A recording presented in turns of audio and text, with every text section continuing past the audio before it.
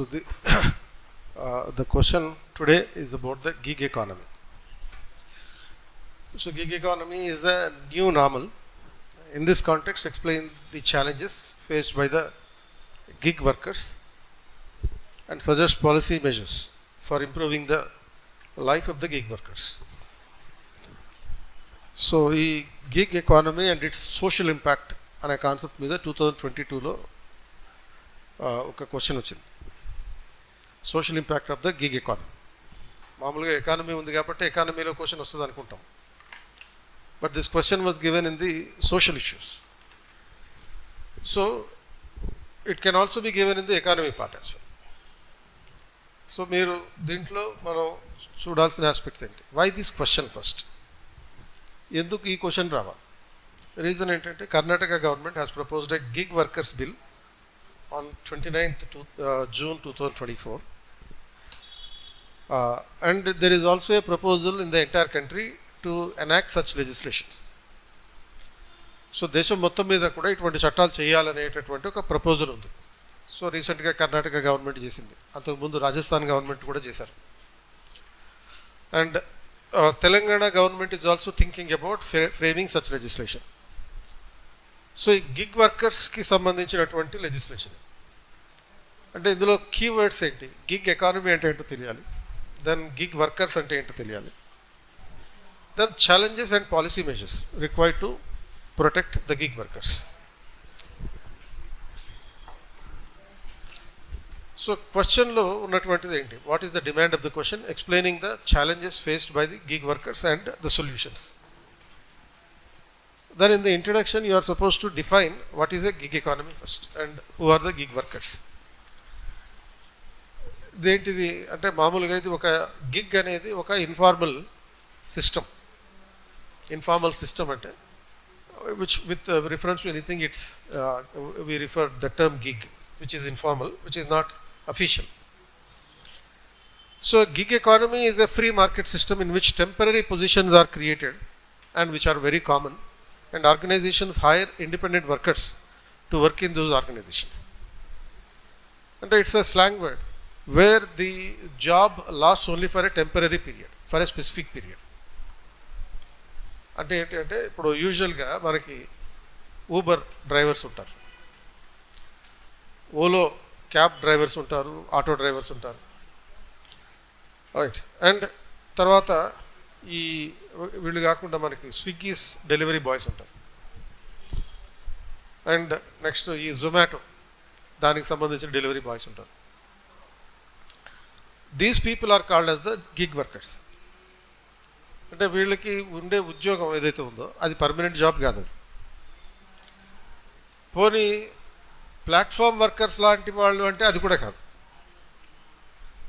Platform workers అంటే ఏంటి?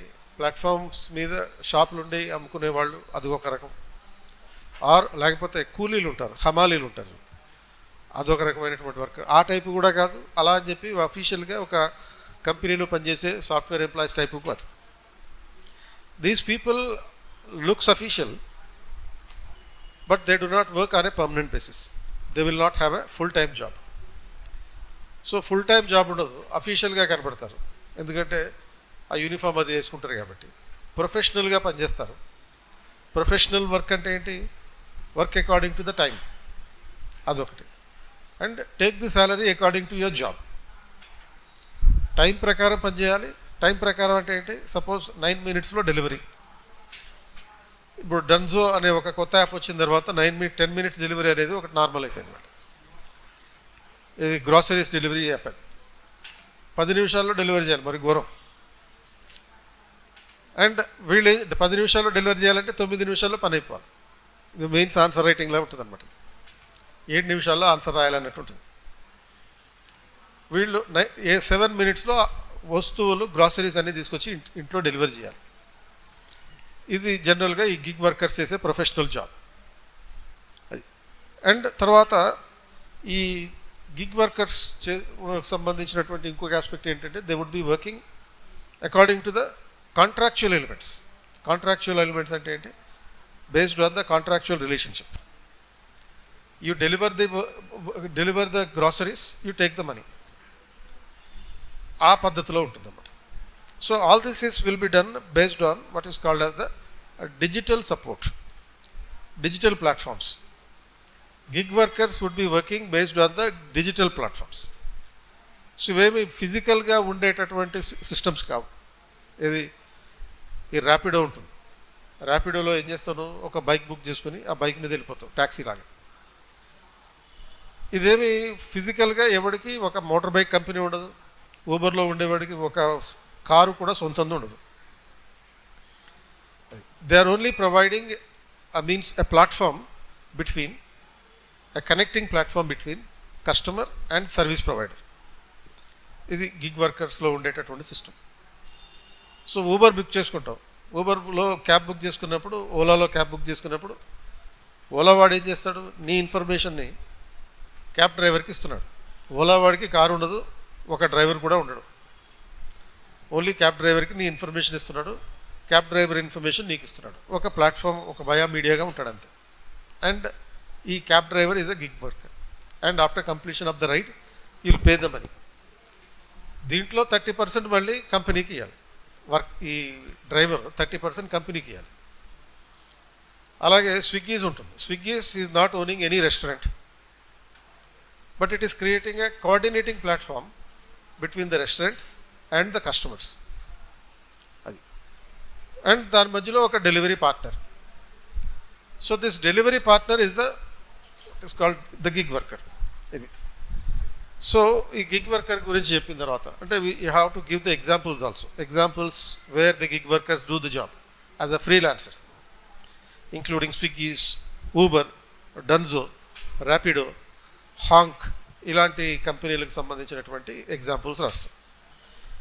And you have to give a value addition point, challenges to the gig workers. తర్వాత introduction రాసిన తర్వాత then you have to give the value addition point, Niti Aayog report. So according to the Niti Aayog report of 2022, by 2029-30 there will be around 24 million gig workers in the country. 24 million అంటే 23.5 million పర్ఫెక్ట్గా చెప్పాలంటే. ఒక round figure వేసుకుంటే 24 million gig workers ఉంటారు. ఎప్పటికీ 2029-30 నాటికి, అంటే next ఇంకొక 6 years లోపల అంతమంది వస్తారు. సో ఓన్లీ బెంగళూరు లాంటి సిటీస్లోనే, ఇప్పుడు బెంగళూరు లాంటి సిటీస్లో అయితే 2 లక్షల మంది గిగ్ వర్కర్స్ జాబ్ చేయబోతున్నారు. హైదరాబాద్, తర్వాత ఢిల్లీ, ఇటువంటి చోట్ల కూడా ఇంకా ఎక్కువగానే ఉంటారు. బెంగళూరులో అన్నిటికన్నా ఎక్కువ మంది ఉన్నారు ఈ గిగ్ వర్కర్స్ అని. Then you have to write about the challenges of the gig workers in their day to day life. So they have no job security. They may lose their job at any point of time. Job security ఉండదు, ఎప్పుడైనా సరే job పోవచ్చు. And they can be terminated arbitrarily. Arbitrary termination అంటే ఏంటి, without showing any reason they can be dismissed. ఇప్పుడు suppose నువ్వు Swiggy's delivery వచ్చిన తర్వాత ఒక 2 నిమిషాలు లేట్ అయింది అనుకో, వాటికి నువ్వు 5 స్టార్ రేటింగ్ ఇచ్చే బదులు 1 స్టార్ రేటింగ్ ఇచ్చావనుకో, అసలు రేటింగ్ ఇవ్వకపోయినా పర్వాలేదు, 1 స్టార్ రేటింగ్ ఇచ్చావనుకో, అప్పుడు వాడి మీద నెగిటివ్ పడుతుంది. నెగిటివ్ పడ్డప్పుడు వాడు ఉద్యోగం పోయే ఛాన్స్ ఉంది. అండ్ ఇదంతా చేసేది మనుషులు కాదు, వీడిని డిస్మిస్ చేసేది మనుషులు కాదు, ఆర్టిఫిషియల్ ఇంటెలిజెన్స్తో పనిచేసే ఈ యాప్స్ అన్నమాట. This artificial intelligence itself is making the decisions on behalf of the company management, whether to continue a worker or not to continue a worker. So there is no transparency between the management of the company and the workers. So therefore there will be blacklisting of the worker whenever even a small mistake is committed. If the driver, suppose ఒక Ola driver గారిగా మనం book చేసుకున్న తర్వాత, cab book చేసుకున్న తర్వాత వాడు ఏదో ఒక reason తోటి ఆ డ్రైవ్ క్యాన్సిల్ చేసాడు అనుకోండి, వాడికి నెగిటివ్ మార్కింగ్ పడుతుంది. అట్లా ఒక 4-5 రైడ్స్ క్యాన్సిల్ చేస్తే వాడి ఐడెంటిటీ ఏదైతే ఉంటుందో, ఐడి కార్డ్ ఏదైతే ఉంటుందో దాన్ని బ్లాక్ చేస్తారు. సో బ్లాక్ చేస్తే ఏమవుతుంది, అక్కడే కాదు, ఆ ప్లాట్ఫామ్లోనే కాదు, ఇంక ఏ ప్లాట్ఫామ్లోనూ పనిచేయలేడు. ఆల్టర్నేటివ్ ప్లాట్ఫామ్స్ మీద కూడా పనిచేసే ఛాన్స్ లేదు. So there for apart from that they will be working for the long working hours, inadequate leaves, అంటే including holidays they have to work. And customer misbehaviour is also one of them. Gig workers కూడా misbehaviour ఉంటుంది, అది undeniable. ఇప్పుడు suppose Swiggy's వాళ్ళు ఉన్నారనుకో, ఒక్కోసారి ఏం చేస్తారు, మనం ఫుడ్ ఏదైతే ఆర్డర్ ఇస్తామో దాన్ని తినేస్తారు కొంచెం, అది మన అదృష్టం అనుకోవాలి, మిగిలిన తీసుకొచ్చి ఇచ్చాడు కాబట్టి. అండ్ కస్టమర్ మిస్బిహేవ్ చేయడం అనేది కూడా ఉంటుంది. సో అదొక ప్రాబ్లం. కొన్ని స్టేట్స్లో అయితే లేడీస్ కూడా గిగ్ వర్కర్స్గా ఉంటారు, వాళ్ళతోటి ఇంకా ఎక్కువ ప్రాబ్లం ఉంటుంది, అంటే ఈ మిస్బిహేవ్ చేసే అవకాశాలు ఉంటాయి. And they will be, since they are working for a long hours of time, they may be having physical health issues like body pains, mental stress, and they have to work in the extreme weather conditions also. Extreme weather conditions అంటే మిట్ట మధ్యాహ్నం సమ్మర్లో మేలో 1 o'clock 2 o'clock delivery తెమ్మని కూడా అడిగితే తీసుకొచ్చి ఇవ్వాలి.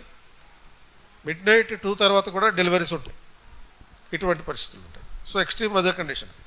వర్షం పడ్డప్పుడు నీకు వేడి వేడి మిరపకాయ బజ్జీలు తినాలనిపించింది అనుకో, సాయంత్రం పూట ఒక చల్లటి సాయంత్రం వేళ వెచ్చటి కాఫీ తాగుతూ వేడివేడి మిరపకాయ బజ్జీలు తింటూ అనే ఒక మూడ్లోకి వెళ్ళామనుకో, ఆర్డర్ పెడతాం. పెట్టినప్పుడు నువ్వు ఇంట్లో కూర్చుంటాం, కానీ స్విగ్గీ జాయిన్ మాత్రం తడుచుకుంటూ రావాలి. అందుకే కదా డబ్బులు ఇచ్చేదంటాం. బట్ ఇది ప్రాబ్లం, అది one of the challenges. So ఎప్పుడైతే suppose if the delivery is delayed, ఇప్పుడు అదేంటి పిజ్జాస్ ఉంటాయి, ఆ పిజ్జా 30 minutes డెలివరీ అంటాడు. 30 minutes కన్నా తక్కువ టైంలో వస్తే ప్రాబ్లం లేదు, యూఆర్ గుడ్ బాయ్. 30 minutes దాటితే మరి ఫ్రీ అంటాడు. ఆ ఫ్రీ కంపెనీ వాడు ఫ్రీగా ఇవ్వట్లే, ఈ డెలివరీ బాయ్ డబ్బుల్లో నుంచి ఫ్రీగా ఇస్తున్నాడు అనమాట. The pizza is not delivered in 30 minutes, it would be free. So ఇప్పుడు సపోజ్ ఎవడైనా సాడిస్ట్ ఉన్నాడు అనుకో, ఆ సాడిస్ట్ ఏం చేస్తాడు, తలుపు తీయడు. వాడు 30 minutesలో వచ్చినా కానీ వాడు కొట్టినా కానీ తలుపు తీయడు. 30 minutes దాటిన తర్వాత తలుపు తీస్తాడు, ఇగో 30 minutes దాటిందంటాడు, కాబట్టి ఇది ఫ్రీ అంటాడు. ఆ పైసలు పోయేది కంపెనీకి కాదు, ఎవరికి పోతాయి, ఈ డెలివరీ బాయ్కి పోతాయి, వాడి జీతంలోంచి కట్ చేస్తారు. సో ఆ ఛాలెంజెస్ అన్నీ ఉన్నాయి in the day to day life. Then in the policy measures అంటే union government has enacted a code of social security in 2020 in which there are provisions for the protection of the gig workers. అలాగే Rajasthan and Karnataka have proposed to enact, Rajasthan has enacted the Gig Workers Act. Karnataka is proposed to enact a Gig Workers Act. తర్వాత తెలంగాణలో అది రాబోతుంది, proposals ఉన్నాయి. And Kerala institute of labour and employment under the Labour Department has submitted the policy recommendations on improving the worker service conditions. So ఇటువంటి policy measures. తర్వాత way forward for further measures. Gig workers must be given social security. Social security అంటే వీళ్ళకి insurance schemes implement చేయడం. Suppose health అనేది చాలా పెద్ద సమస్య. మరి ప్రైవేట్ కంపెనీస్లో పనిచేసే ఎంప్లాయీస్కి ఈఎస్ఐ అని ఉంటుంది. ఈఎస్ఐ అంటే employee state insurance, health insurance provide చేస్తుంది. అలా బట్ వీళ్ళు ఏ కంపెనీలోనూ పనిచేయట్లేదు. అది అంటే వీళ్ళు ఏం చేస్తారంటే స్విగ్గీస్ డెలివరీ వచ్చినప్పుడు ఆ టీషర్ట్ వేసుకుంటారు, తర్వాత జొమాటో డెలివరీ వచ్చినప్పుడు ఆర్డర్ వచ్చినప్పుడు ఆ టీషర్ట్ వేసుకుంటారు, డన్జో డెలివరీ వచ్చినప్పుడు ఆ టీషర్ట్ వేసుకుంటారు. టీషర్ట్లు మారుస్తారు అంతే. మార్చి ఒకడే అన్ని రకాలుగా చేయొచ్చు, అన్ని కంపెనీలకి పని చేయొచ్చు. So they are not working for any specific company because they are only treated as the partners, delivery partners అంటారు వాళ్ళంతా. who are working, partner అంటే మళ్ళీ లాభాల్లో పార్ట్నర్ కాదు, only delivery partner. And they are the contractors for delivering a particular job, that's all. So కాబట్టి వీళ్ళు job security ఉండదు, social security ఉండదు. కాబట్టి fundamentally they have to be given the job security then the social security.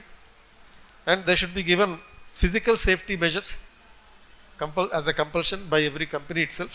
Physical safety measures అంటే ఇప్పుడు ఒక rain coat ఇవ్వడం లాంటిది, ఒక హెల్మెట్ ఇవ్వడం, ఇవి ఫిజికల్ సేఫ్టీ మెజర్స్. అలాగే షూస్ ఇవ్వాలి. అండ్ తర్వాత occupational health is also important by providing this physical safety measures. And they should be safe guarded against the unfair dismissals. Reasons should be given for the dismissal of an employee. ఎందుకు dismiss చేస్తున్నావు అని ఒక ప్రాపర్గా reasons చెప్పాలి.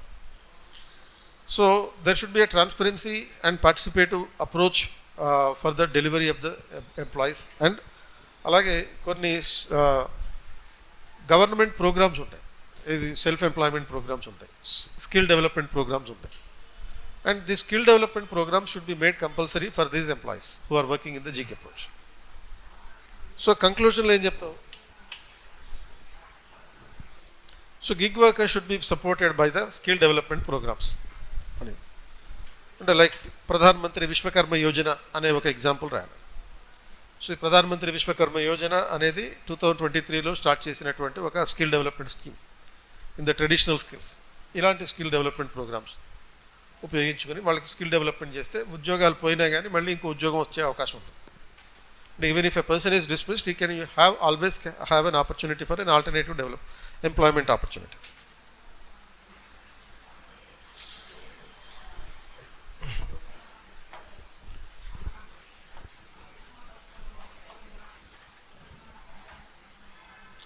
So ఇందులో మనం ఉపయోగించిన value addition points, NITI Aayog report on gig economy. So 2022 report అనేది ఒకటి చెప్పాం. Karnataka gig workers bill 2024, Rajasthan gig workers act 2023, suggestions of the Kerala institute of labour and employment, అది 2023లో వచ్చింది, and reference about the PM Vishwakarma Yojana. So these are the points that will ensure you 1 extra mark than others.